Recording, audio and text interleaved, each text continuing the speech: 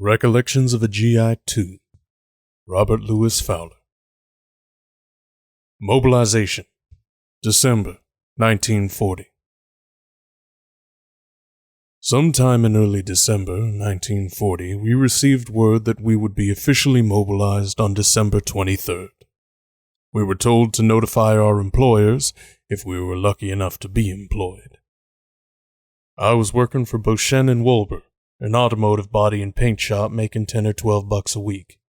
I would make less as a corporal in the army, except I would get room and board, plus clothing, uniforms. We all reported to the armory on the 23rd and were sworn in. They started giving physicals. I was greatly shocked when I found out I failed my physical. They heard a rattle in my lungs. I had to talk real fast to Captain Kelso. He finally agreed to sign a waiver for me. I actually had paint dust in my lungs from work.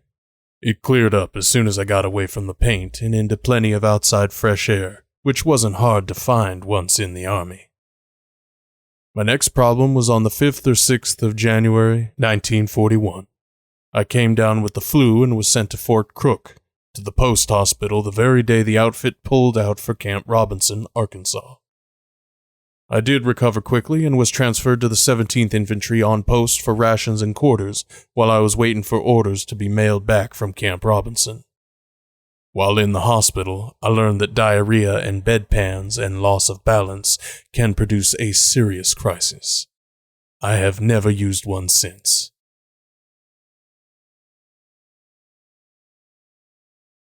Arkansas, Camp Robinson, January to June 1941. It was close to the end of January 1941 before I finally received travel orders to proceed to Camp Robinson. During my stay with the 17th Infantry, I was introduced to the new Garand M1 rifle and had a little experience with it before it was ever issued to the 134th. The 35th Division was still wearing World War I helmets, breeches, and fatigue clothes. We were told we had to wear them out before replacement. There were numerous accidents and tears. Some people took turns dragging their buddies on the seat of their pants till they were worn through.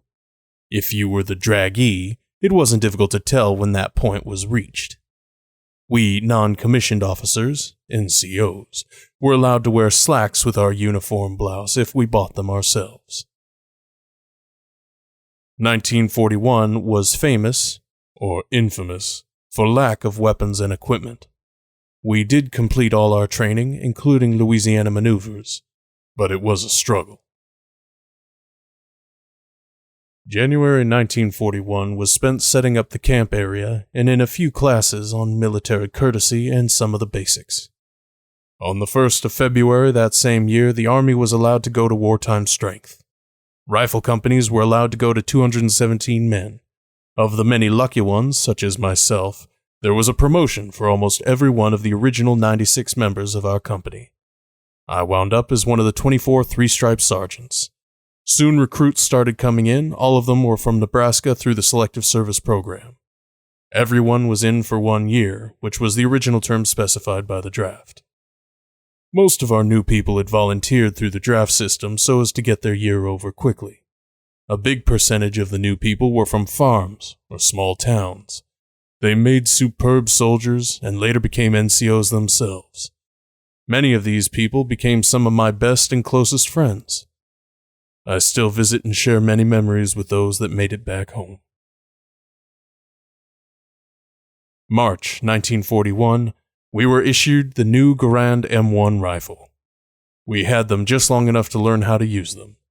They were withdrawn and issued to someone who needed them worse than we did. Then, instead of getting our '03 Springfields back, we were issued the old British Enfield. What a blow! The cocking stroke was opposite the Springfield, and it threw us off our timing in rapid fire on the range. The next issue was the suntan uniforms along with the snafu hat, the ugliest and most worthless headgear ever issued by Uncle Sam. We lost our campaign hats, the smoky hats worn today by a lot of highway patrol officers and used by many drill instructors in the Army and Marines. We felt the loss. Our welcome item issued were the canvas leggings, or putts. They didn't even bother asking us to turn in our wrap leggings. They took their place in infamy with the snafu hat. Eventually, the blue fatigues were worn out and replaced by ODs and a better design also. This became our day-to-day drill uniform. We still had the World War I flat steel helmets and kept them until sometime the following year. By the middle of 1941, wool slacks were a permanent part of our A uniform, and the breeches were INI'd, a term for turning in for scrap. In order to fulfill the training mission after new selectees joined us, the NCOs that were considered qualified instructors were divided into two groups. One group worked with the old men, and the other group was assigned to a training battalion. Joe Jelinek and I were assigned as acting first sergeants and instructors to give basic training to the new men, who had been organized into temporary squads, platoons, and companies. At different times, I had First Lieutenant Boatsman and Second Lieutenant Fran Mason as acting commanders. Boatsman went on to become regimental commander in combat. Mason became a company commander with an outstanding combat reputation. We were involved in this training activity for about 2 months. It was beneficial to most of us, certainly to me. As noted before, I was commanding men 15 years older than myself. We had to study every night to be prepared for the subject scheduled for the next day. I became 20 years old on the 24th of April, 1941. On my record, I was 22. I had not found it necessary yet to shave every day. I started smoking cigars, big ones, and chewing tobacco in order to appear older. Years later, I found out that the men had nicknamed me Cupie, short for Cupid. I sure am glad I didn't know it at the time.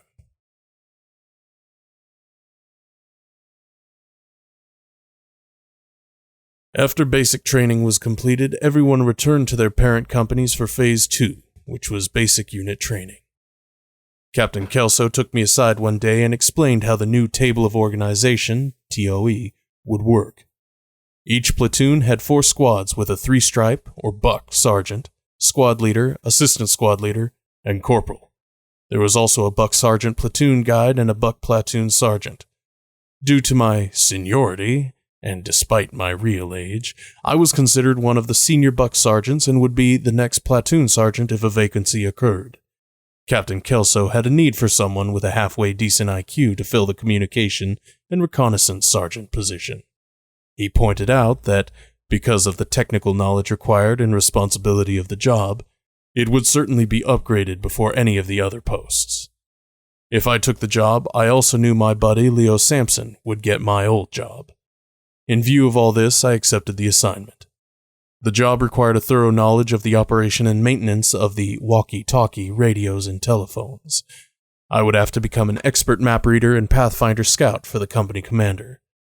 I was excited by the challenge. I would have 4 company runners that I would have to teach what I would learn at the regimental school.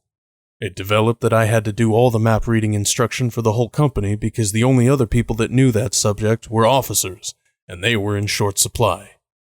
We were supposed to have 6, and we seldom had more than 2. In addition to my other duties, I was also the platoon sergeant in charge of company headquarters. This consisted of mess sergeant, supply sergeant, 8 cooks, and assistant cooks, artificer, company clerk, 2 truck drivers, and a motor corporal. At parade-type formations, I had to try to make these specialist types look like soldiers, so I was considered a platoon sergeant even though, at times, I had only my runners under my direct control. Later I found that my most important jobs were 1. Knowing where we were on the map at all times, 2. Knowing where our headquarters was located, and 3. Knowing the locations of all headquarters of our neighboring companies. I accompanied the company commander in the field almost all the time and took notes at important meetings. This did give me a chance to meet people from other units and to know who the other officers in the regiment were and what the assignments were. At this time in 1941, the 35th Division was a square division made up of 2 brigades, the 69th and 70th. Each brigade had 2 regiments. The 69th had the 134th from Nebraska and the 137th from Kansas. The 70th had 2 regiments from Missouri, the 138th and 140th. Each regiment had 3 battalions, rifle, and a support battalion. Each battalion had 3 rifle companies and a support company. I was in the 3rd Battalion of the 134th Infantry Regiment, Company L. The 3rd Battalion consisted of I, K, and L rifle companies and M Company, which was support with heavy machine guns and 80mm mortars. The rifle companies had 3 rifle platoons and a support platoon, which had 2 light machine gun sections and 2 60mm mortar squads making the mortar section. Each unit also had a headquarters. Squads had their squad leader, 2nd lieutenants, and 2 runners. Companies had a commanding officer, an executive officer, a first sergeant, a company clerk, and myself, along with all the people listed earlier. Battalions and all the larger units had headquarters, commanding officers, as well as other support-type units. There was the medical company, the service company, the anti-tank company, and the howitzer or cannon company.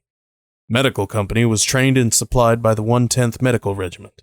Service company provided chow and all other supplies such as clothing, water, and ammunition. Also, there was a clerical section for record-keeping and general clerical activities in a regiment of 3,500 men. Also, there was a large transportation section with many 2.5-ton trucks and various other vehicles. Anti-tank company was just that. They had 37mm guns and the necessary transportation to employ them wherever needed. Biggest problem was the German-made tanks, which were too tough to be hurt by a little 37mm shell. Howitzer company later became cannon company and was really a battery of 105mm artillery. Regimental headquarters command had clerks, lots of common equipment, an intelligence and reconnaissance platoon, and a pioneer platoon, which could construct small bridges or build roadblocks. After individual basic and unit basic training came advanced individual and unit training. Units of all sizes started learning how to work as a team and to depend on each other for their assigned missions. Unit pride and esprit de corps was starting to develop. The regimental band, which at that time was attached to service company for rations and quarters, consisted of about 35 men. They were very good at playing There's No Place Like Nebraska at 0600 every morning, except Sunday, while they marched around the regimental area. This was also our marching song at numerous parades and reviews. We started thinking we were the best company and the best regiment and the best division in the United States Army. In June 1941, Captain Kelso was transferred to Company A as commanding officer, and Captain Ray Thurman of A Company was made CO of Company L. He was a kindly, small man, very friendly and easy to get along with. He made very few changes to the unit, and the men of L Company accepted him very quickly. Captain Thurman was very patient and taught me many things about my job in the field.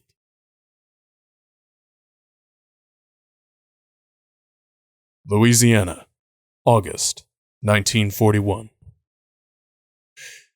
We went to the Louisiana maneuvers in August and spent a couple months playing war. It seemed most of our time was spent doing long marches at night. The first one was 25 miles, and it was pretty tough on some of the guys.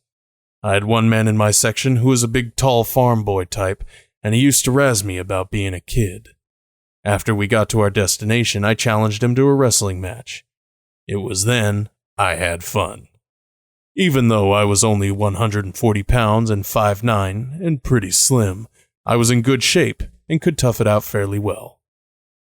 We spent most of our time in Louisiana. Always we bivouacked in timber and swamp areas so as to be unseen by enemy aircraft. But a different kind of enemy had scouted our position, the biting and blood-sucking kind. But even with rattlers, copperheads, and mosquitoes, we suffered surprisingly small numbers of casualties due to advances in antivenom and other medicine. I tasted rattlesnake meat for the first time. Real good. Reminded me of shrimp. More long marches. I remember one of about 32 miles. Started around noon and was supposed to be a strategic withdrawal, fancy term for retreat. We walked most of the day and well into the night. About midnight, after covering more than 25 miles, there were a few trucks available for the people with bad feet, etc. I was helping one of my men into a truck, and here came my brother Jim. I knew that his feet were bleeding, but I asked him, "Where you going, Junior?" He called me a few unprintables, and went back to formation and finished out the march.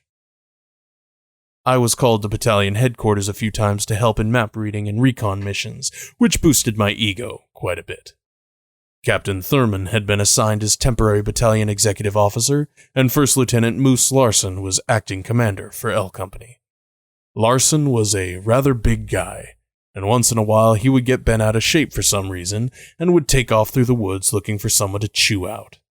The warning cry that echoed through the timber was, "The moose is on the loose."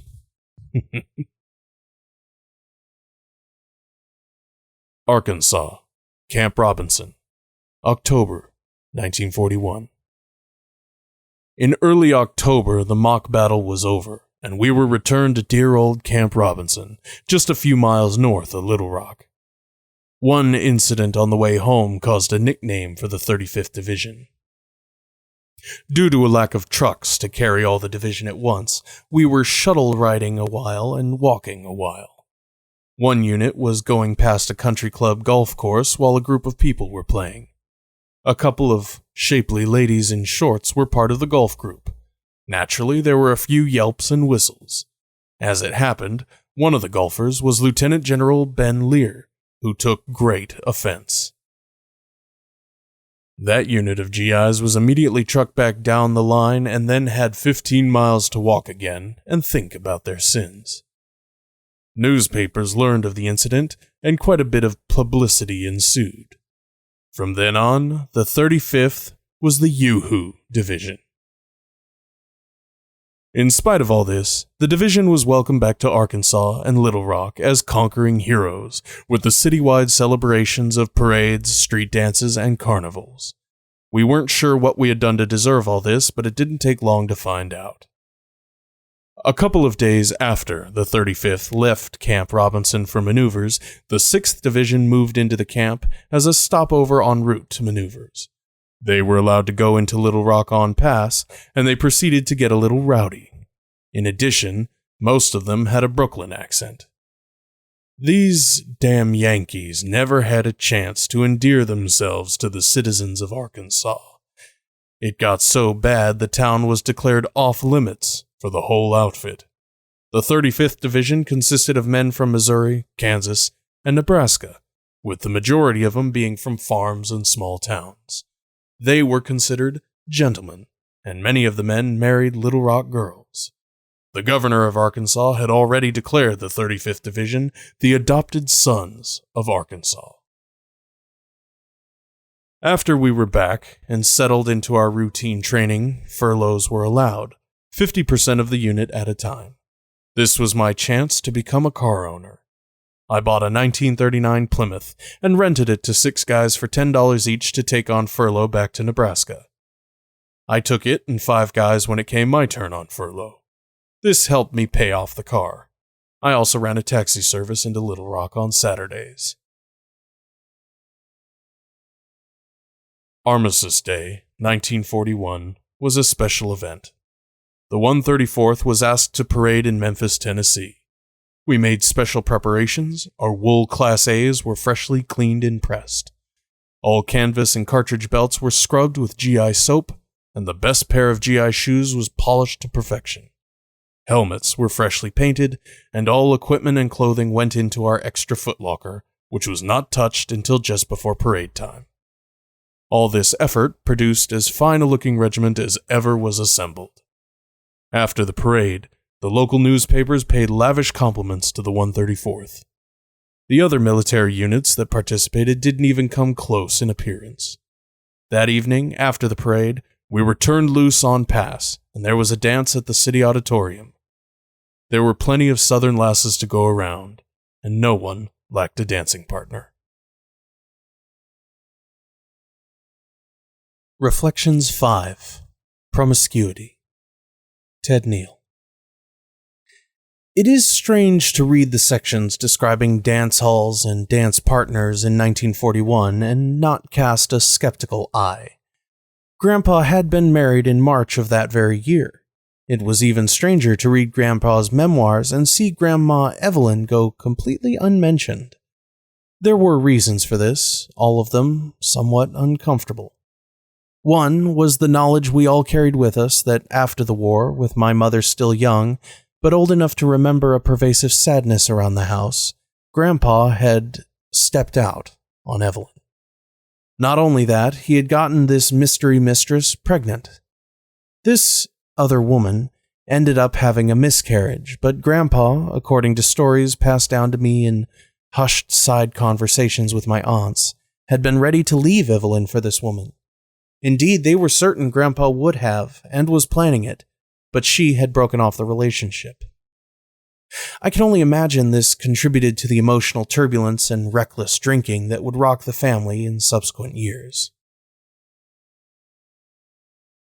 There's something poignant to me in the fact that in the only pictures I have of Robert and Evelyn from their wedding day are pictures in which they are standing separate from one another. Those pictures were taken on a military base the day of their ceremony. I don't know if it's from the sun in their eyes or something else, but I read a certain fatalism in their expressions in place of the joy I'm used to seeing in other newlywed pictures. By all accounts, and my own experience, Grandpa and Grandma had a fulfilling marriage. But this was only later in life, not in the beginning or during the years my aunts and uncles were children. Knowing what was ahead of them, it's hard to look at those pictures of Bob and Evelyn and not feel a sense of foreboding. The other complication related to Evelyn's absence from Grandpa's narrative is the fact that it was Coco who was typing up the first half of it. I imagine it would have been a bit awkward, even after Evelyn's death, for Grandpa to wax on at length about his first wife to his second, especially with the whispered rumors in the family that Coco was actually the very woman Grandpa had stepped out with decades before. Whether or not Coco was indeed the other woman, as Grandpa's infidelity came to light among his children and grandchildren, it was a black mark against him for all of us, and it's hard for me to read those passages about dance halls, which I am certain have been sanitized in his retelling, and not wonder what betrayals might have occurred that we will never hear about. His infidelities were an aspect of Grandpa's shadow self that, along with his drinking, left so many scars, unanswered questions, and resentments amid 2 generations of family and friends. His cheating was especially shocking to his grandchildren, who had only known him as the one-dimensional avuncular war hero, Grandpa. Edward Tick helped me, in some fashion, to understand this. Not to exonerate or excuse Grandpa's choices, but, like his drinking, a part of me does recognize the further signs of trauma, at least in his post-war infidelity. Sexual promiscuity, along with drug and alcohol use and other high-risk behaviors, is common among veterans. These behaviors recreate the adrenaline-fueled high of combat, mitigate the depression/anxiety that plagues so many soldiers afterwards. Or both. For men whose moral compasses were rocked by the experience of taking lives, young men whose souls were fractured by combat and loss, vets who did not receive the requisite counseling or ritual re-entry into civilian society that was needed for their return for healing and reintegration into society, affairs were commonplace, just like nightmares, flashbacks, and even high rates of domestic violence. In the 1940s and 50s, there wasn't even much vocabulary to talk about post-traumatic stress. I remember Grandpa telling me that it was years after the war that he and his buddies even disclosed to one another that they still had nightmares. My mother and her contemporaries would talk about how, even into the 50s, there was still a sense of post-war euphoria. Yet, on the periphery of the anniversary parades and Remembrance Day marches, there were always the disheveled men hovering in the shadows, alleyways, and under bridges. These veterans were homeless, drunk, and wrecked, no longer able to participate in society, much less a day of celebration. These were the men who died of exposure, alcohol poisoning, drug overdoses, or suicide, even while their brothers in arms kept up appearances, held down jobs, raised families, but wrestled with demons that often only the women sleeping next to them during their night terrors knew about.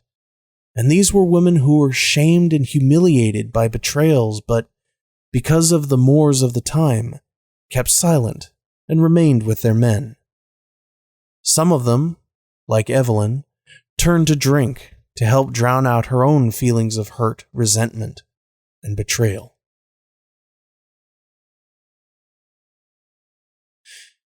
Half or so of my 13 cousins struggle with substance abuse.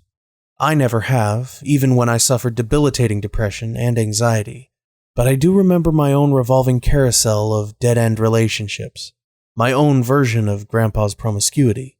As I rode the carousel from one relationship to another in my 20s and early 30s, I was compelled by the notion that in the next relationship, the next passionate rendezvous, I might find some sense of thrill, some healing, or some purpose, all of which were lacking as I careened about the world, my own sense of morality shattered by the experience of watching so many children die in my arms.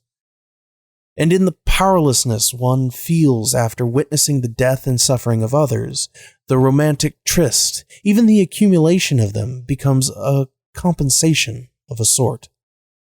Like any other kind of misuse and abuse, it only leaves one empty.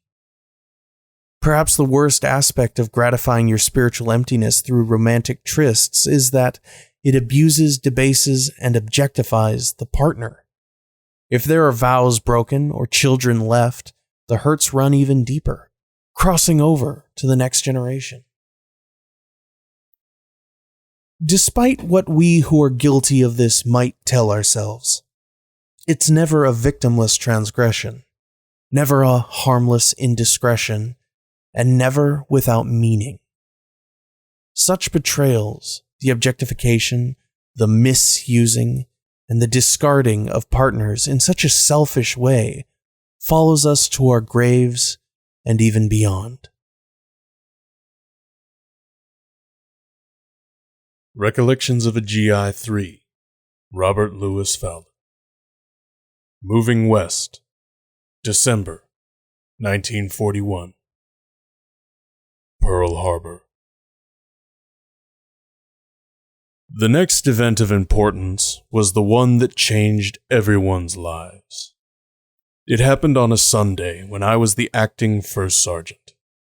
As was the practice, the senior sergeants had to fill in on weekends, even though there normally was no training. One of us had to be present, just in case. Everything was normal around the company area, until the news over the radio announced that Pearl Harbor had been bombed by the Japanese. I think we all aged a couple years in a very few minutes. Brother Jim, Tom Ryan, and Jack Blunk had borrowed the car that weekend, and they were a little late in getting back to camp. The wild stories of the attack and people's reaction to the news were next to unbelievable. The order had been put out over the radio for all troops to report back to camp as soon as possible. The next week was filled with preparation for movement, which we were expecting, although the actual order had not been issued. Most of us had 2 footlockers. There was one which we had used prior to mobilization, and one that was regular issue after we arrived at Robinson in January that year. Our personal locker was to be sent home with all our belongings that were not GI. During this time, there were some people whose enlistments had run out. Normally, this would mean they would be honorably discharged unless they chose to re-up. Some of them made it as far as the pay window at the finance office. However, the order came out that everyone was in for the duration of the war. When time or the future was mentioned from then on, everything was for the duration. But there was never any doubt that someday the war would end and that we would be victorious. After maneuvers in late 1941, the draft law concerning maximum age was changed. About 15 or 20 people were sent home because they were too old. Original max age was 35. Now it was 28. However, all these people were called up later and returned to their units. On December 14, 1941, 1 week after the attack on Pearl Harbor, we received orders to move by rail, destination unknown. Following a week of preparation, this was accomplished very easily. After boarding the train and settling down to look out the windows and speculating on our classified destination, we at least figured out we were heading west. To us, this meant we were bound for the South Pacific. We had been training for almost a year and had been through all phases, so we expected to go overseas immediately. Denver, Colorado. Our first stopover was Denver. We were allowed to get off the train and exercise, but the layover didn't last long. We left Denver and started the climb up the mountains. This was a real treat for most of us who had never seen the mountains except in pictures. We had to lower the shades on the train at dark, but at one point I peeked out and saw beautiful moonlight on fresh snow. I learned later that it was Donner Pass. The sightseeing was wonderful, but the rest of the trip was miserable. Old, antiquated coaches, 3 men and equipment per 2 seats. We found out the hard way that going through tunnels with the windows open was not very smart. The coal-fired steam engines made quite a bit of soot and smoke. 5 days of this made that first shower very, very welcome. California, 1942. Fort Ord. We finally found out that our destination was Fort Ord, California, when we arrived there. Fort Ord looked real nice. There were barracks instead of 5-man tents, and the California weather was welcome. We had a few days to spend getting settled in before Christmas.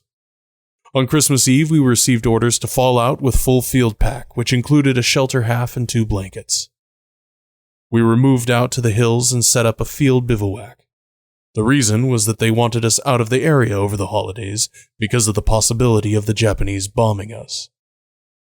Pearl Harbor had occurred on Sunday, and if it were going to happen to the West Coast, the holidays were the expected time. The same procedure was carried out over New Year's. San Luis Obispo. We were scheduled to ship out from Fort Ord to San Francisco, and then board ships there. I learned later that this did not happen because of a vessel shortage. We did leave Fort Ord in January 1942 and wound up in Camp San Luis Obispo, which was south of Fort Ord, about halfway to Los Angeles. We had a mountain close by our company area, and we Flatlanders got our exercise climbing it. We had beach landing training in this area for about 2 months, and then were assigned to the Southern California Defense Command. Our first assignment was El Cerrito, California, a small community just north of Berkeley. We were up near the top of a high hill using a Boy Scout camp as our billets. There were several small cabins in and around an old quarry. Our mission was to operate roving patrols between defense plants, hopefully to prevent sabotage. My job was to reconnoiter each plant and its surrounding area, decide on the best emergency approach, and lay out several alternate routes for routine patrolling. We were to vary our routes and timing so that there was never anything done repetitively on any recognizable schedule. We were provided with several GI staff cars and several 3/4-ton trucks. Each vehicle carried a team of 4 men, one of whom was an NCO in charge. Our area consisted mostly of shipbuilding plants, including the Kaiser Company, which became famous for making Liberty ships. There were thousands of these ships made for the merchant marines. Many were sunk in later battles, but Kaiser would build them faster than the enemy could sink them. Catalina Island. We had this duty for 2 or 3 months. Then we were assembled as a regiment in an area south of San Francisco. We found out later that we could expect to be rotated with other units every 3 months for all the time we were assigned to this duty. Then the whole regiment was sent to the Inglewood racetrack. After spending a few hours cleaning the horse stalls to make living quarters, we were ordered to fall in with all our equipment. We boarded trucks and wound up at Fort MacArthur and marched over to a pier in San Pedro Harbor. We'd received a new company commander, Captain Paul H. Jacobs, before leaving Camp Robinson. He had a sense of humor and took pleasure in keeping our destination secret as we boarded water taxis and proceeded across the San Pedro Channel to Catalina Island. Very few of us had ever seen this much water, and the flying fish were really a strange sight. We were billeted in cabin camp, and everyone had a good place to live. I was sent out to the mission sites the first thing and later returned to guide our men up into position. Sometime around the first of the year, a Japanese submarine had surfaced near Santa Barbara and shelled some oil tanks on shore. This had people concerned that the Japanese might attempt an invasion of the west coast. As a consequence, 2 radar positions were set up on Catalina Island, which is 26 miles out from Los Angeles. Our mission was to provide infantry protection for the radar sets and their crews. There were outposts placed all along the west coast, and the 35th Division was spread over most of the lower half of the state. This also included men patrolling the beaches. Our company was organized into 2 tactical groups. One group would spend a week up at the site areas, while the other would remain in Avalon and train. The training schedule was very relaxed, and while in Avalon, the men had time to enjoy the facilities that many tourists had spent a lot of money to see. Catalina was owned by the Wrigley family, the chewing gum company. There were approximately 1,000 people living on the island year-round, and they were allowed to remain even during this time. Also, we were allowed to have wives and close family join us. It was a good example of the old expression, "We never had it so good."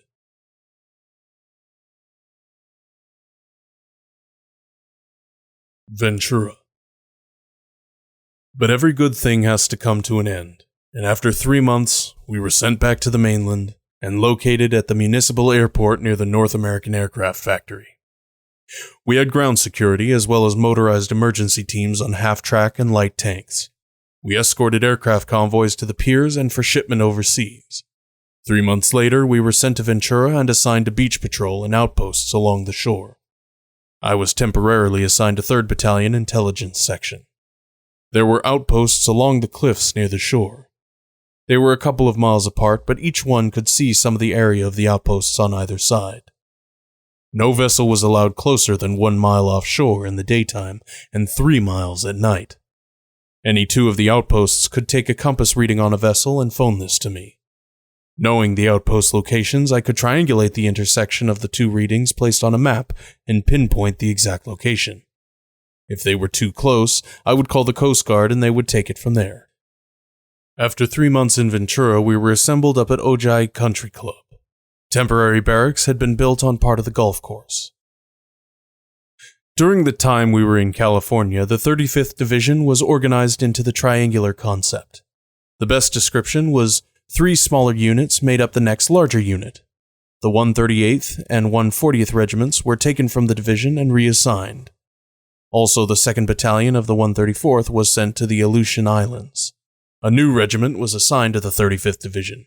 The 320th Infantry was activated, and NCOs and some officers were transferred to the 320th.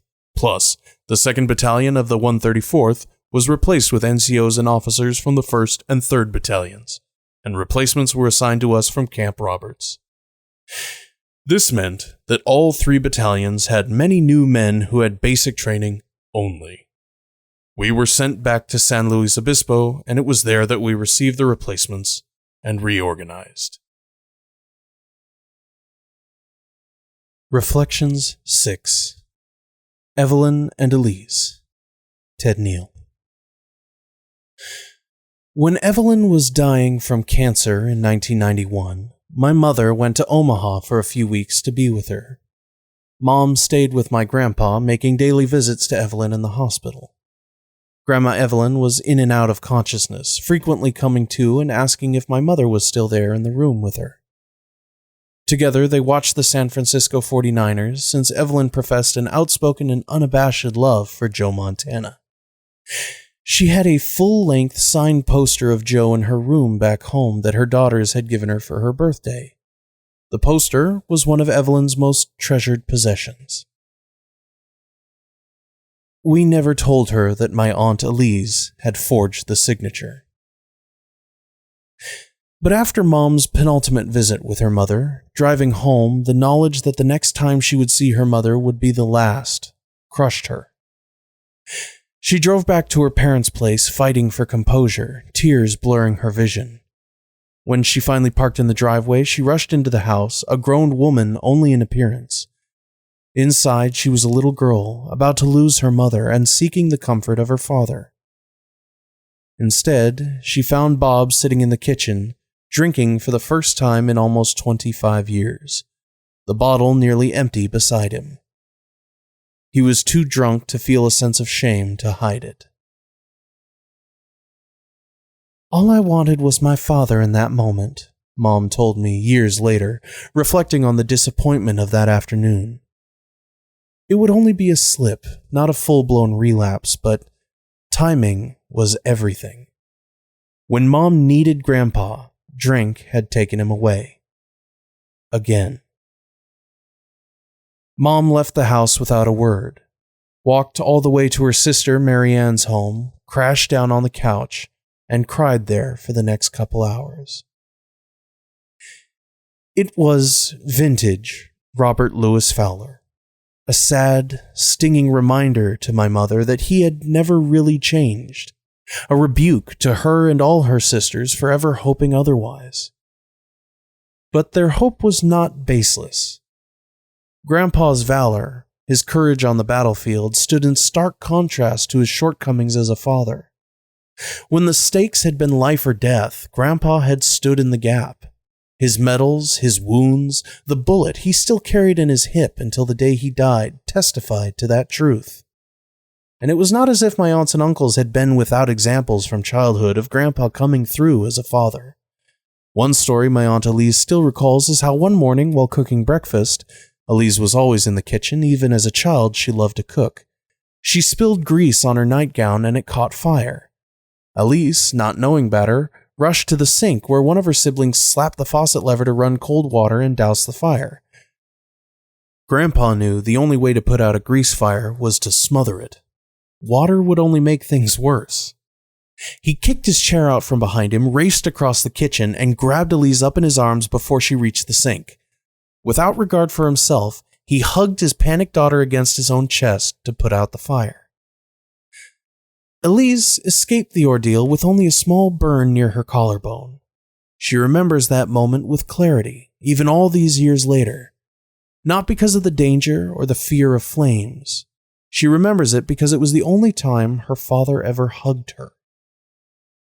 As I contemplate my mother weeping on the couch that afternoon, knowing her mother was about to die, having been let down by her father yet again, it feels like such a sad tragedy to reflect that the one time Robert Fowler embraced his third-born child, Elise, it left a scar that would last a lifetime.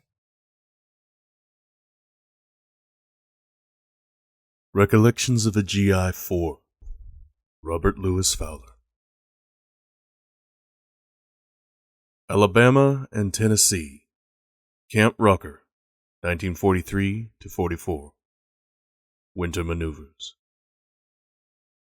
We were in San Luis for only a short period. We shipped out to Camp Rucker, Alabama for retraining as a new triangular division and to bring everyone up to status necessary before going to Tennessee for winter maneuvers. We were in Tennessee the last part of November, all of December, and most of January 1944. The maneuvers were very realistic.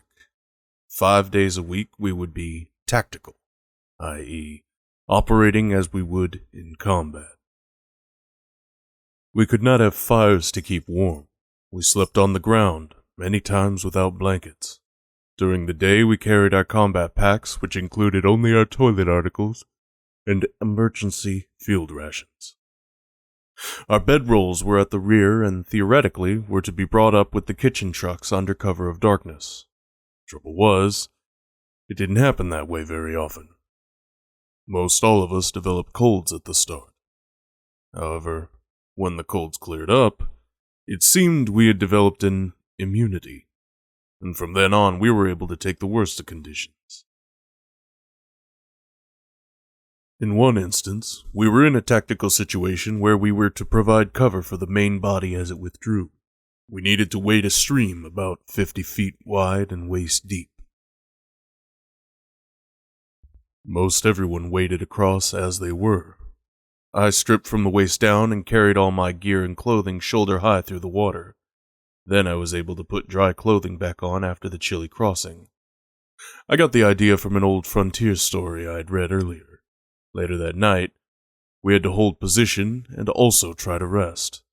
The temperature was just above freezing, and those people with wet clothing and boots suffered miserably.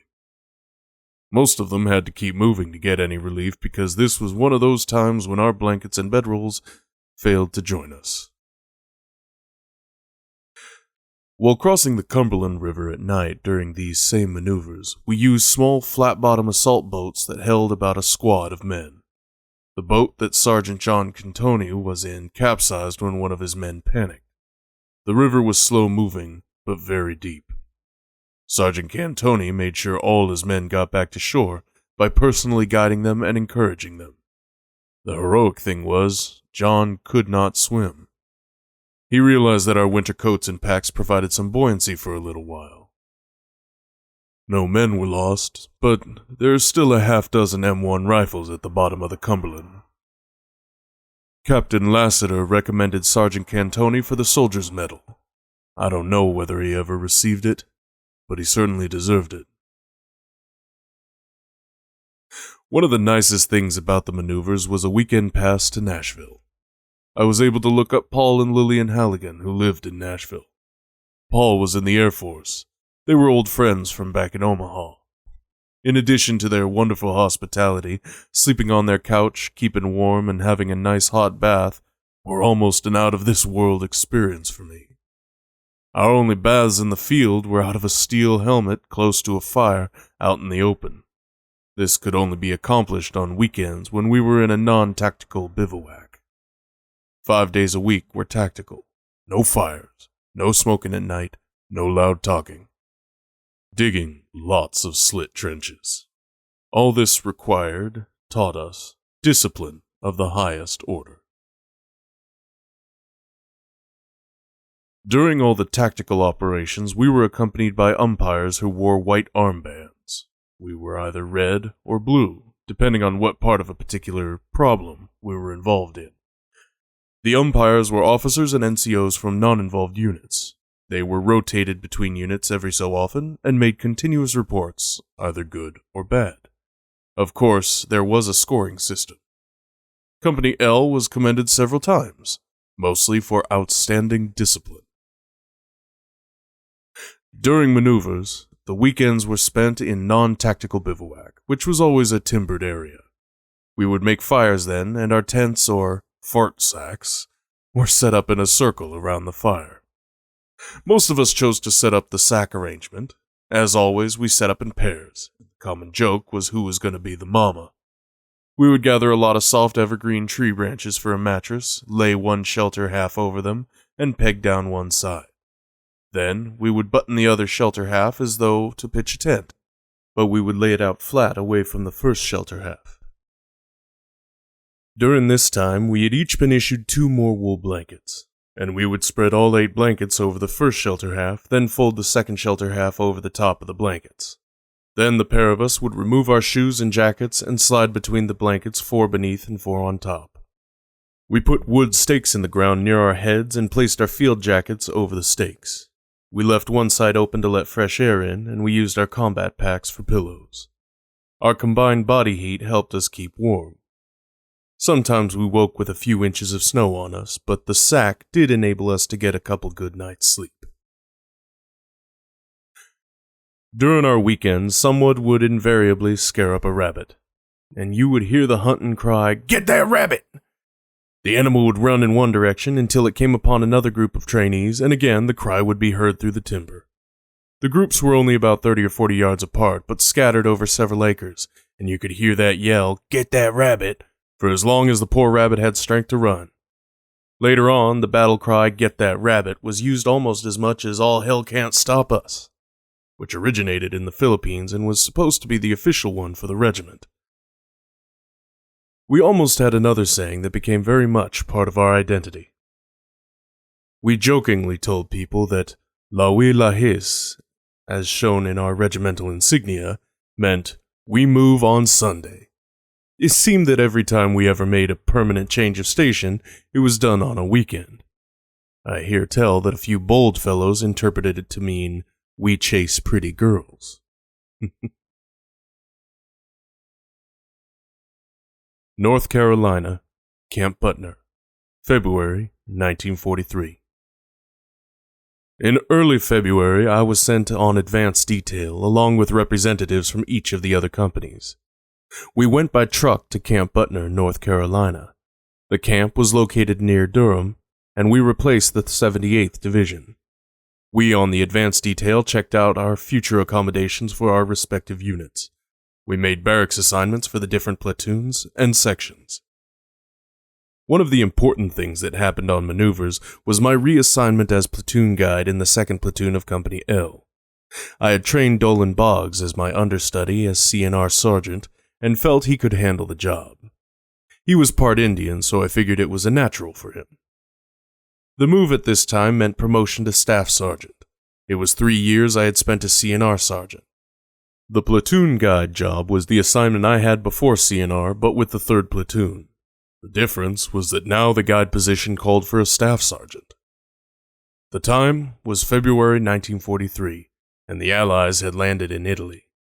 Ernie Pyle, a well-known reporter and cartoonist, had taken up the cause of the infantrymen. He brought out the fact that we dog-faces, ground-pounders, and gravel agitators, or grunts, if you were Marine Corps, were the ones that suffered the much larger number of casualties. We had by far the poorest living conditions and were paid the least. Largely as a result of Ernie Pyle's writing, rank in the infantry was upgraded 1 level. The platoon sergeant became a tech. The platoon guide and squad leaders became staff sergeants and assistants. Squad leaders became buck sergeants, and PFCs went to corporal's pay, and buck privates went to PFC. Anyone lower was a recruit, and when he got assigned to a unit, he went up 1 pay grade. My transfer resulted from my map reading encounter with Colonel Thompson back in Camp Rucker 6 months earlier. At that time, I was with Captain Lassiter at a designated point on the map, at which we were to begin a night withdrawal problem. We were on a daylight reconnaissance of the area when Colonel Thompson drove up and told Lassiter that we were in the wrong location. Lassiter looked at me, his map man. I said, "We are at the map coordinates stipulated in the training order, sir." Colonel Thompson asked me to prove it, which I did by pointing out different terrain features. The colonel then agreed with me and asked how long I'd been a 3-striper, and then asked Lassiter why it had been so long. Captain Lassiter had not been company commander more than a few months at the time, so he did not realize just how long I'd been stuck on one job. After the map encounter, my next task was to reconnoiter a route of withdrawal for the whole company of men from the point on the map to a location known as the Battalion Assembly Area. The distance, as the crow flies, was approximately 2 miles. The route involved going through thick timber, a swamp, and around the edge of an open field. I took my compass heading from my map and went over the route I would take that night.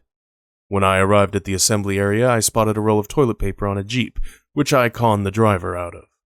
I retraced my route back to the starting point, and on the way, I wrapped toilet paper around trees every so often as an aid to my nighttime navigation. Our time of departure was 2200 hours, 10 p.m. We ate supper tactically. This meant everyone moved through the chow line 10 yards apart, the food canisters were spaced 10 yards, and we did not gather in groups while we ate. When it became time to move out, there was a light drizzle, and it was cloudy and dark. At the beginning of the route that I had packed, there was a short stretch of level ground under thick trees, and I realized that it was as dark as a room with no doors or windows. My toilet paper couldn't be seen if you held it right before your eyes. I got my compass out, and we proceeded single file, each man holding on to a strap from the pack of the man in front of him. I knew we would soon have problems because there was a steep bank about 50 yards in from the starting point. When I found it, it was as though the earth had dropped from beneath me. The ground was soft, so there was little chance of injury, but there was a little confusion. Captain Lassiter was a couple of men in back of me, and when he came down the slide, he told me to lead on, and he would stay there to make sure each man was reconnected to the men in front of him as they passed. All 160 of them. I knew the azimuth I had to stay on in order to cross a little stream and the swamp area of 200 to 300 yards. I walked with my compass in my left hand and felt for trees in front of me with my right, hoping I didn't shake hands with a snake in the process. I finally came through the clearing and around the edge of it to the assembly area. I had come through the swamp at a better angle than I had planned that afternoon. We were also on a time schedule and we made it right on the nose. That part was pure luck. There was no way one person could have hurried the column or changed the pace in any way. The following Saturday, I was called into the orderly room, and the first sergeant handed me a written formal commendation from Colonel Thompson, with Captain Lassiter's endorsement on it.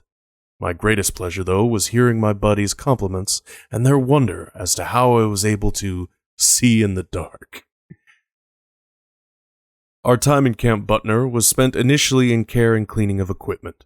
Many inspections took place, the formal type of inspection, i.e., full laydown of all issue equipment items to be in exactly the correct location in the overall display. These were all very tedious and absolutely boring.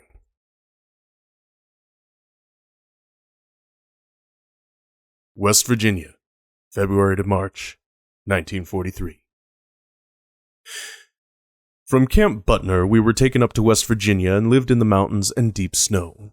We were issued special boots and equipment, so it really wasn't as bad as Tennessee maneuvers. Some people did get lost temporarily, but not real injuries occurred. During one period, it seemed about a month, we were being fed mutton. It was the worst smelling and tasting stuff that we had ever encountered. No one could eat it. I tried, but the first bite nauseated me. The PX saw a record number of customers looking for any alternative to eat and medicines to treat gastrointestinal issues. During February and March, all people were given a chance for 15-day furloughs. 50% of a unit could be absent at one time. The month of April brought rumors that it was getting close to overseas time.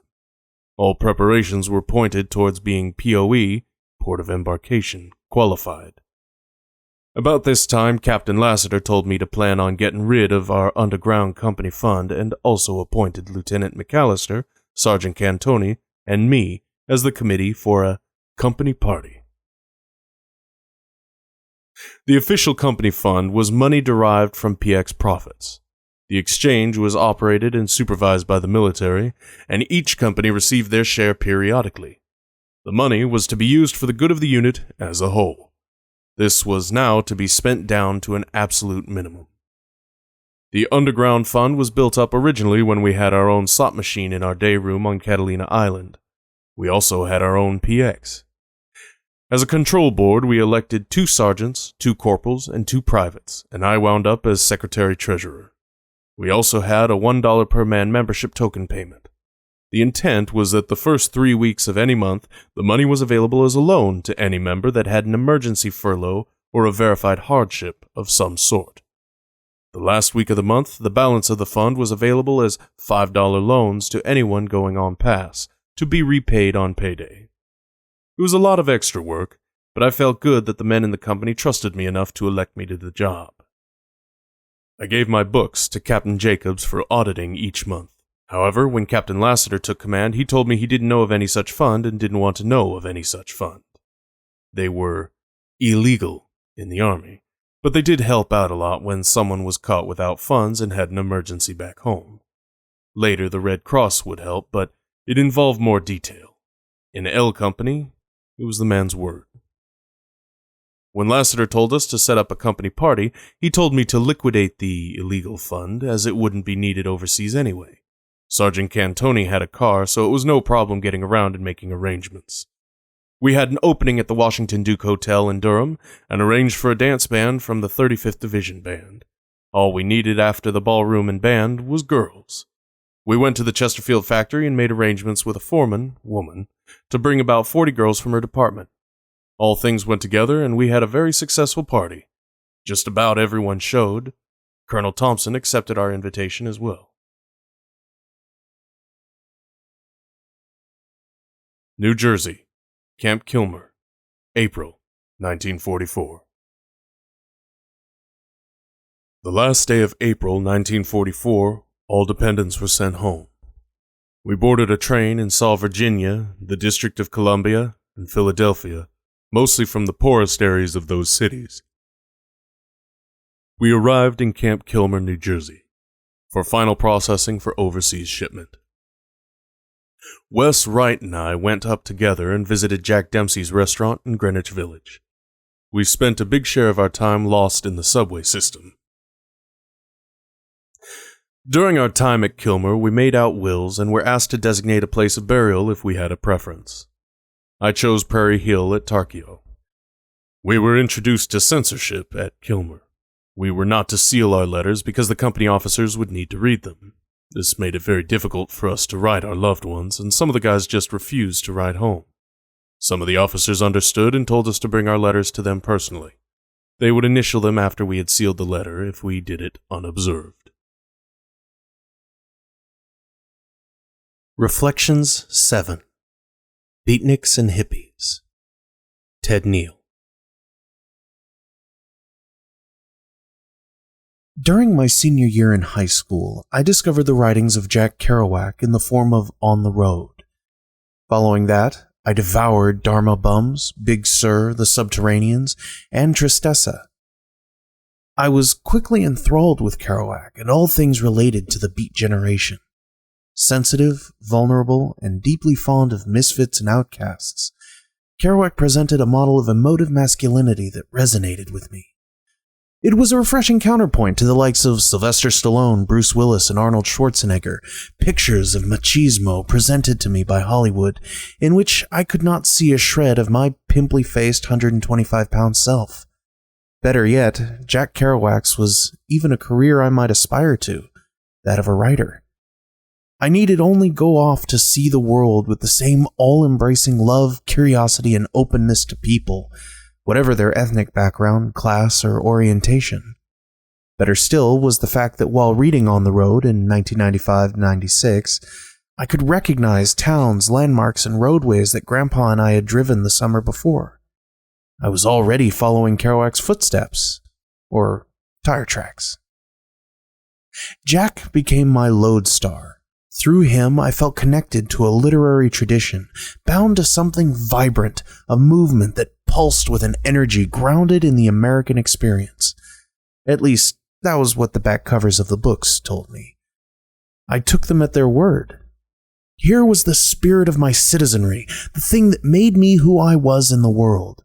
The frenetic energy of these almost exclusively white men in the face of the stiff, oppressive conformity of the 1950s was heroic, again according to the back cover text. Kerouac and his muse Neil Cassidy, Dean Moriarty in On the Road, fit into the grand tradition of other great literary figures, real and imagined, such as Tom Sawyer, Huck Finn, Jack London, Ernest Hemingway, and Kurt Vonnegut. The Beats and their originality were the progenitors of rock and roll, the counterculture movement of the 60s and 70s, the peace movement, the sexual revolution, and, again, if the back covers were to be believed, basically all the things that made life in America vibrant, hip, and cool, from Wayfarer sunglasses to the female orgasm. This love affair of mine continued well into college. Even during my junior year abroad, studying creative writing in England at the University of East Anglia, I was still under the spell of the Beats. I enrolled in a course titled The American Beats, taught by a 30-something British professor who wore blue jeans, Doc Martens, and Ray-Bans. He looked 50 from his own years of hard living. Not a fan of stuffy formalities, he insisted we call him by his first name, Jed. This was something unheard of to me, used to the Ivy League-educated professors back at Georgetown. They were squares. Jed was cool, hip, a rebel. Jed would stroll into class late most mornings, red-eyed, carrying a battered leather tote and nursing a cup of coffee, draped in his vintage leather jacket. He would roll cigarettes on the podium and light up. The students took this cue and did the same at their desks. The classroom would fill with smoke, and class was to be conducted in a cloud. Jed had actually met many of the Beats before they had flamed out, dying from drug overdoses, heart attacks, or liver disease. He would regale us with stories of hanging out with them. Jed would chuckle at the outrageousness of Jack Kerouac's unbridled alcoholism. Jed likened the moral abandon of Kerouac's drinking to the in-your-face defiance of Beck's '94 anthem Loser, with its iconic refrain, "I'm a loser, baby, so why don't you kill me?" Drinking until your liver literally exploded, Jed's words, not mine, as Kerouac did on numerous occasions, was something Jed spoke of in a jocular tone. It bordered on awe. Even though the internal hemorrhages eventually led to Kerouac's death, this was a mark of authenticity. The other students, cigarettes in hand, wearing their own uniforms of vintage corduroy, leather, or blue jeans, jackboots or Converses strapped to their feet, would nod sagaciously. As the only one whose hands were not busy holding a cigarette, I took copious notes. My fellow students' sunglasses failed to hide their glares of disapproval. By my very enthusiasm, I demonstrated my own squareness. Even Jed called me out once for being a bit of an organizational man, a black mark of unhipness. Jed would break off his lectures frequently after a funny anecdote, as his laughter would dislodge the tar in his lungs. This led to long coughing jags. The students would wait, flicking their ash. My eyes would water. My disillusionment with the Beats began that semester. It grew as I read the analyses by women writers who had known them, such as Carolyn Cassidy, wife of Neill Cassidy of On the Road fame, and Jan Kerouac, Jack Kerouac's daughter. The Beats had even included some of these women in their stories, but never mentioned that they, too, were writers. Instead, these women were depicted in limited, often sexualized ways, their talent unrecognized, their inner lives left blank. The accounts of Kerouac, written by his daughter Jan, were particularly heartbreaking. She witnessed more than one of the spectacular explosions of his liver. Her father coughing up blood into toilet sinks, and on one occasion his shirt and hands while on a college campus for a guest lecture, was less authentic than horrifying to a little girl who just wanted her father to live. Disillusionment was further fed when Jed was able to invite Carolyn Cassidy to campus. Carolyn had appeared in On the Road as Camille. Even though she had been married to Neill Cassidy, Carolyn had been a lover of Jack Kerouac. The affair encouraged by her husband. Over glasses of wine and copious cigarettes with us in the campus pub after class, Carolyn suggested that Jack had been scarred by his Catholic upbringing. This made Jack sexually inhibited and led to further self-loathing, as she also imagined Jack might have been a repressed bisexual. Jack also had been wrecked by the tear-it-all-down mentality of the Beat generation, a marketing ploy Carolyn insisted was simply invented by Allen Ginsberg as a way to promote himself. She insisted Jack had simply always been just a poet, in love with the glory and beauty of the world. Carolyn was fascinating. She was an artist and writer in her own right. She had been sadly neglected by critics and scholars for her male contemporaries, most of whom she ended up burying. But that night in the pub with her, even the gauzy light she tried to preserve Jack and Neill in felt uncomfortable and too kind, even for her. It came off as the revisionist memories that one politely presents when confronted with the dissonance of hangers-on and sycophants like Jed and ourselves. We were starry-eyed fans worshipping the Beats and Carolyn herself, not for her own work, but for her association with men who were emotionally neglectful at best and abusive at worst. In the process, I fear we ignored the emotional torment they had caused her.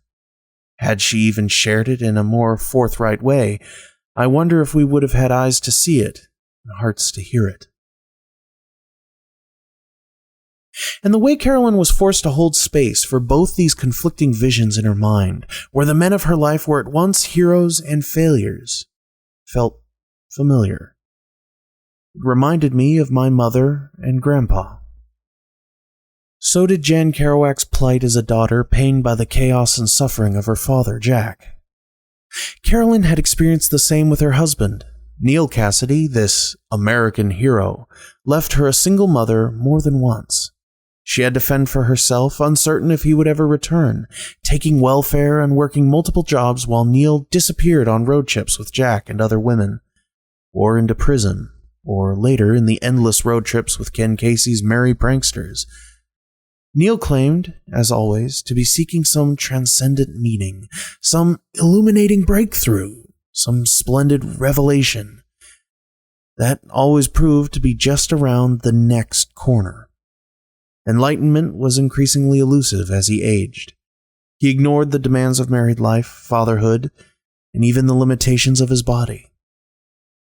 Neill Cassidy would eventually flame out too, dying from a combination of exposure and renal failure. He was found passed out next to train tracks after a night of drinking and drug use in San Miguel de Allende, Mexico. He slipped into a coma and died just a few days short of his 42nd birthday. In this respect, it was hard not to see my heroic beats dancing in the streets, professing to be white Negroes as nothing other than white men riding on their privilege and coasting on the post-war affluence of the 1950s and 60s. What was glorious had become grotesque. At the risk of echoing old haranguing Paul Harvey, I'd say that in modern parlance, the beats would be considered emotionally stunted, deadbeat dads. Ethically, they were moral disasters. The triumph of their movement felt overshadowed by their messy lives, tragic deaths, and the emotional pain left to their families. It left a sinking feeling in my gut. Despite their contribution to American literature and culture, despite the glowing back cover text crafted by professional marketing teams in New York, I couldn't shake the sense of having been duped. I've seen videos on YouTube from the 1960s in which Vietnam War protesters confronted World War II vets who faced them down, in uniform, having come as counter-demonstrators to anti-war marches. The hippies, with their peace signs, flower power shirts, and braided hair, are a striking contrast to the military men, many of whom were World War II vets and still enlisted. Their faces were clean-shaven, their hair cropped short. They were a far cry from the graying, pot-bellied World War II vets I had met at the VFW halls. In the 1960s, these men were still hale and square-jawed. They were lean and broad-shouldered. At that point in their lives, a bit of silver in their hair just added to their gravitas. The vets faced off with their opposites, sometimes even their children, who donned psychedelic tie-dye shirts, candy-colored sunglasses, frayed shorts, and poorly fitting tank tops. The protesters, those wild members of the boomer generation, were declaring their own independence from their parents. They were forgoing bras, shaving, and showers. The veterans in the picket lines were red-faced, their eyes ringed in white, if they went as far as to remove their obsidian aviator glasses at all. Their rage was spit-flecked and full-throated. In contrast, the peace warriors were serene. They smiled back with dilated pupils and soft, insouciant grins. I can see how their parents found their cannabis-induced sanctimony hard to bear. I imagine in the 1960s I would have been in tie-dye, protesting the Vietnam War as an imperialistic blunder too. But after reading the memoirs of veterans and the scholarship of Edward Tick, I have a growing compassion for those counter-protesting vets and their vehement antipathy towards the generation of boomers. The boomers, as far as their parents were concerned, were naive, spoiled, and entitled. This echoes the perennial criticisms of every generation about the one after. But it's also worth noting how members of Gen X and Millennials resent the boomers for some of the same things. Born in 1978, I sit smack dab between Gen X and Millennials. I've heard peers, older and younger, blame boomers, their wars, their lifestyle, their unbridled consumption, for leaving us fewer resources, fewer opportunities, and a legacy of environmental degradation. So it goes, as Kurt Vonnegut would lament. So it goes. Grandpa and Tick helped me to reevaluate the near-hysteric rage of the vets facing down their stoned children. It was born of their own displaced pain, born of loss, born of trauma. These angry fathers, counter-protesting in their uniforms, were protesting their own lost youth. They were mourning it, even, with anger because that was the only emotion sanctioned to them by the era's codes of masculinity. As younger men, they had seen their brothers and their friends make the ultimate sacrifice. They had put their own lives on the line when called to. Through their eyes, I finally understood the disdain and contempt they held for beatniks and hippies. My own disillusionment with the beats and their shirking of responsibility contributed to this. To me, the space between the greatest generation and the boomers seemed to grow wider and deeper, into a chasm, not a gap. These soldiers, whom I could watch dispassionately decades removed on YouTube, had seen things their ungrateful boomer kids could not imagine. The smoke of the battlefield was a far cry from the clouds of cannabis smoke hovering over Woodstock. For these men, veterans shouting at their children, their neighbors' children, the sights and sounds of battle were as fresh as their last nightmare. Where the hippies had the summer of love, these men had the sweltering June, July, and August of the Normandy invasion, followed by a brutal winter full of trenchfoot. Trenches drenched in blood and shit, all under the screaming shells of German 88s. These were intrusive memories they could not banish, summoned back with searing clarity by something as mundane as the blast of a firework, the backfiring of a car, or the smell of meat on the barbecue that reminded them of burning human flesh. Tick explains that these veterans felt conflicted, even if they had yet to find the language to say so. Aside from their trauma, they were weighted with a sense of disbelief. Why would these children of theirs refuse a call to arms when they themselves had answered with such unwavering faith? This disbelief mixed with a sense of envy, for when these vets were young and learning to love the world, they had to go shoot at it, as Erich Maria Remarque, the poet and author of All Quiet on the Western Front, lamented. There was a sense of deep resentment, too, hurt even, on the part of these vets. They had made their choice to go off to war. They had endured the mental, physical, emotional, even spiritual pain of it. Now their own children turned their backs on them. They took their parents' sacrifice for granted. Worse, some boomers lumped all military service in the category of immoral, imperialistic oppression. Parents found their own children were blind to them, the honor they had tried to live by, and the suffering they still carried. And the stirrings of self-doubt among these vets were hard to bear, too. Wasn't military service inherently, unquestionably good? They had been raised to believe in its merit, but as later generations do, their children were re-examining this assumption. And as with most protests led by young people and students, it's the younger generation that ends up on the right side of history. They would with the Vietnam War. But for the World War II vets, it was easier to project rage against naive youngsters than question long-held beliefs. It was safer to counter-protest than to self-examine. That could lead to self-doubt, which might shake the foundations of their patriotism, their identity, and the justification for their World War II service in the first place. I sympathize with the brave protesters who risked the ire of their elders to protest an unjust and atrocious war. Edward Tick has written extensively on the psychic and spiritual toll that the Vietnam War has taken, not only on individual veterans and Vietnamese civilians, but on the national psyches of the US and Vietnam. But I feel for those World War II vets as well. They saw blood spilled and lives shattered so their children would not. These fathers endured the screams of rockets and men, the scent of charred flesh, and the smell of bloody viscera. They witnessed flashes of mortality that their ungrateful draft-dodging kids would never have to see. And now their kids called them baby killers. They threw coffee on soldiers in uniform on buses, sidewalks, and subways. Returning from Saigon, soldiers would run into airport restrooms, change out of their uniforms, and stuff them into trash cans as not to be recognized as a soldier returning from Vietnam. Their service, a mark of shame.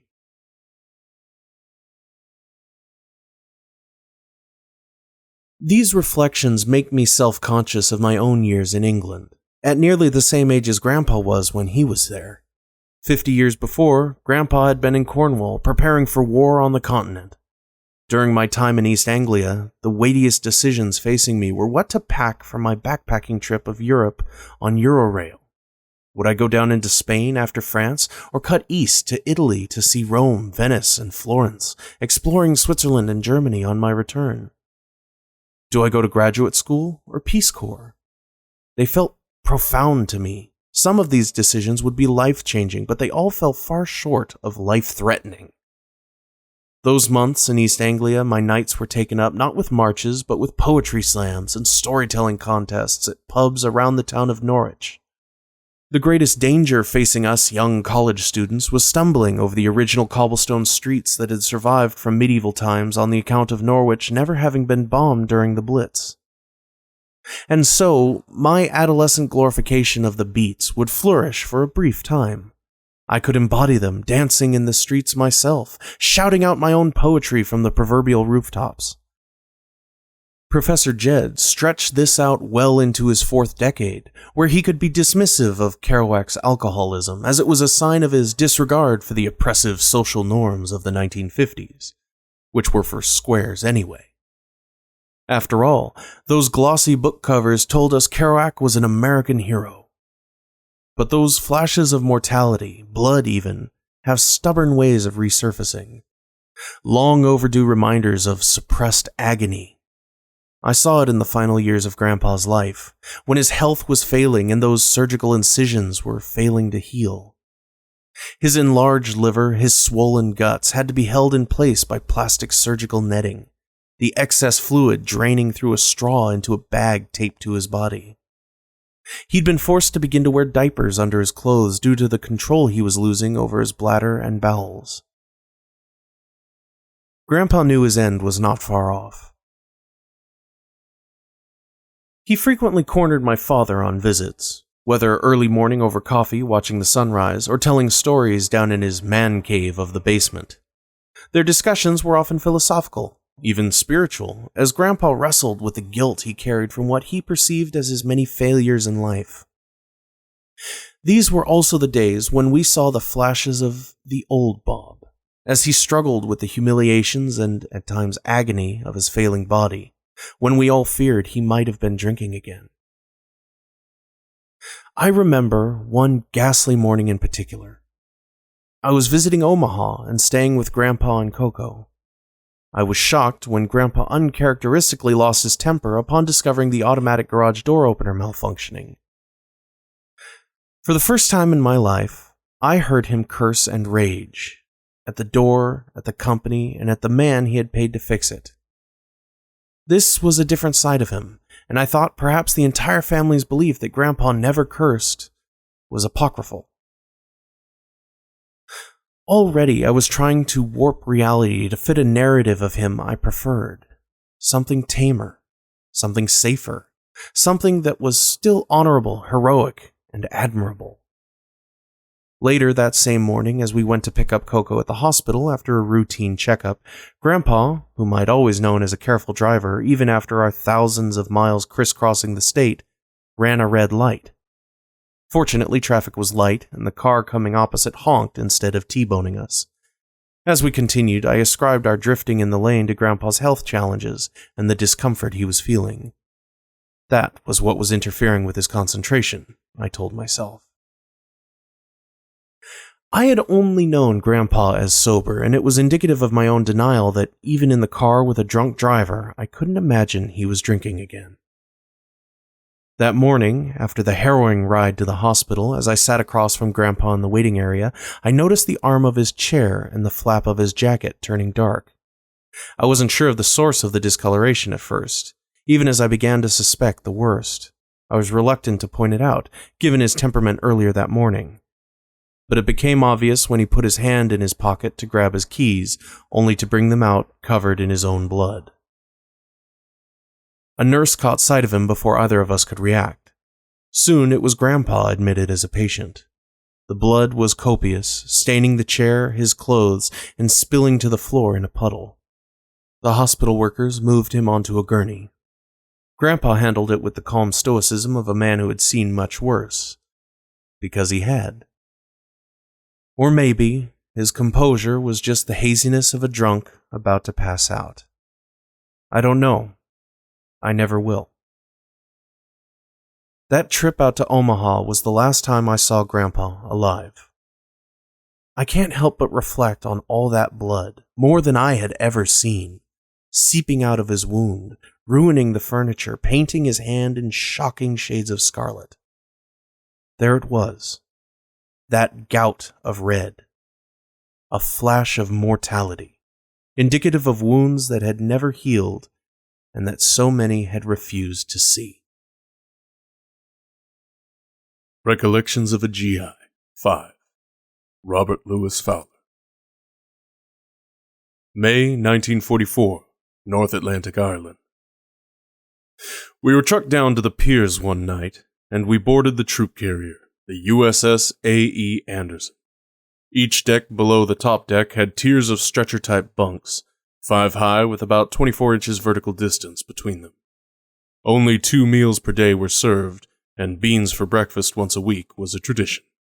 The PX on board sold a lot of candy bars. Cigarettes were only a nickel a pack. Cigars were cheap, but not very plentiful. The trip across the Atlantic took 15 days in convoy, which meant zigzagging the course and various rendezvous points. We spent one evening outside Belfast, Ireland Harbor. It was a beautiful sight when the sun was going down. The name Emerald Isle is truly appropriate. We disembarked at Bristol, England, the next day and boarded trains for Cornwall in southern England. Some were sent to an area called Land's End. Company L ended up near Portshaven, and minus the first platoon, was billeted in a large stone estate. Each room had 3 or 4 double bunk beds with mattress covers filled with straw, same as we had in the old National Guard camp days. The first platoon, under the command of Lieutenant Greenleaf, was billeted over the hill and down on the beach, in a pretty nice beach house. They had a little better setup, but needed to hike over the hill to each meal. The countryside was very peaceful, and a person would never believe that war of the worst kind was only a couple 100 miles away. May 1944, England. Due to the fact we had spent 15 days on board ship, with little if any exercise because of lack of adequate training areas, most of our activities now consisted of walking about the countryside. We started out with 2.5 miles for 4 hours each morning. The platoons alternated leading out and planning the route so that each day we went 1 mile further than the day before in the same amount of time. We were doing this on blacktop with combat pack, steel helmets, and individual weapons. We were issued live ammo in case we were strafed by German aircraft. One day, while on one of our hikes, we were having a 10-minute break and we heard a weapon fire 1 round. It was in the 3rd platoon, and one man had shot himself through the ankle. No one ever knew whether it was an accident or not. During the afternoon hours, if we did not have training films or special schools, we had competition. The 2nd platoon organized a football team. Lieutenant Daly, Sergeants Ryan, McManaman, and I were the backfield, and we had some pretty big guys up front in the line. Mac had played T'd formation quarterback at Holy Name High School. Ryan and I had been reserve halfbacks at Tech High, and Daly had played in Hastings. Daly was only 5'7" and 140 pounds, with the biggest feet on a small man I have ever seen. He was also very fast. Ryan and I ran interference for him to get him past the line, and he could go. We had some hot competition from the 1st platoon. Lieutenant Greenleaf had played fullback for Nebraska University, and we knew he was the key to their success, so McManaman and I concentrated on hitting Greenleaf every play when we were on defense. Our system worked well most of the time. However, John Cantoni, who was platoon sergeant for the 1st Platoon, was also very fast, and we had to keep him covered too. We did manage to beat them most of the time. During one of our hikes around the countryside, word came that the invasion had taken place in Normandy, France. June 6, 1944, was just another day until then. We knew it was just a matter of time till we would be mixed up in it. I was sent to a couple of schools, each one just a few days' duration. One was for understudying as first lieutenant. I learned how to make out a morning report and the abbreviations that were to be used. One was KIA, Killed in Action. Platoon sergeants were not to put KIA after a name unless they had personally seen the body. Otherwise, it was to be MIA. The other school was about beach landings, disembarking over the side on rope ladders, and enemy combat habits. We learned that, contrary to some older tactics, the Germans were known to have set up defensive positions on the reverse military crest, causing attacking troops to be skylined as better targets. We were cautioned that after taking an objective or stopping for any reason, you could expect a counterattack within 10 minutes. This made it necessary to always know the status of supply or resupply. On more than one occasion, I had to inventory and redistribute ammo because some people did not fire their weapon much and others were trigger-happy. The ammunition bandoliers were heavy when you carried them crisscrossed over the chest. Add a few grenades and full pouches in the cartridge belt, and you were pretty well loaded down. The instructions we received at the various schools was to be passed on to our units when we returned to them. This, of course, was accomplished and hashed over many times. Sometime after D-Day, and before we started moving toward the harbors, we received word that Generals Eisenhower and Patton would be coming for an inspection of the 35th, and that L Company was picked as the 134th sample. I was disappointed when told that I was to be the temporary CQ, charge of quarters. This was normally supposed to be a 3-stripe sergeant assignment, and our 4-striper was not to be used. But the old man said he wanted someone who was not afraid of generals, and it was almost certain they would show up to look over our quarters. The generals didn't care about looking at our quarters. They knew that the company was running live-fire platoon problems, and it turned out that my platoon was going through the attack phase when the inspection party arrived. I never did get to see any of them, and I had to impersonate a lower rank to boot. June to July 1944. The Channel. We received word to make our vehicles operational while temporarily submerged. This was done with some putty-like material and extension pipes to the exhaust, a snorkel breather for the carburetor, and covering all the ignition items with the non-conductor sealant. It was necessary because we were to land at Omaha Beach, where there were no docks to land on, and we would have to wade ashore in most cases. We were all ready to go, and on July 1st, 1944, we loaded up and moved out to the staging areas near Plymouth and Falmouth. We stayed in tent cities overnight and boarded ship the next day. In the movie, The Longest Day, there are a couple of short scenes showing a chow line in the rain and a tent city. I can attest to the authenticity. We boarded a Liberty ship, vehicles on the lowest decks and personnel on A and B decks, and nothing on the top deck. We were issued 10-in-1 rations, 1 day's rations for 10 men, and they were spread out accordingly. Someone noticed there were steam pipes running alongside the bulkheads, and we put our rations on the pipes so the food was heated and much more palatable. We were allowed to go top deck and watch all the activity in the harbor and the anti-aircraft balloons, as well as other protective efforts for the convoy. We moved out into the channel to a rendezvous area as soon as we were loaded. Some of the guys stayed below deck and started a crap game on a GI blanket. It kept going for a long time until one guy had most of the L Company's gambling money. I heard it was $1,300, which, in those days, was a bundle. Most of the guys had their money sent home except for a little cigarette and beer money. I had $90 worth of French invasion money on me, but it was the money that had been collected on payday for the special company fund. I had only about $10 of my own money, but then gambling never did interest me. Crossing the English Channel was uneventful.